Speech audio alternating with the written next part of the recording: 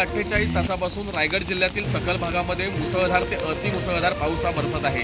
हवामान खात्याने दिलेल्या अंदाजानुसार आणखी 48 तास अशाच प्रकारचा पाऊस होण्याची शक्यता देखील वर्तवली जात आहे। त्यामुळे रायगड जिल्ह्यातील प्रमुख नद्या आहेत या नद्या दुथडी भरून वाहू लागल्या आहेत। आज आपण रायगड जिल्ह्यातील पोलादपूर तालुक्यामध्ये सावित्री नदी किनारी उभे आहोत आणि आपण पाहताय माझ्या मागच्या बाजूला सावित्री नदी ही ओसंडून वाहू लागलेली आहे, दुथडी भरून वाहू लागलेली आहे। आणि या ओसंडून वाहणाऱ्या नदीमुळे नदीकाठच्या गावांना आणि नदीकाठी ज्या वस्त्या आहेत त्यांना सतर्कतेचा इशारा हा प्रशासनाकडून देण्यात आलेला आहे।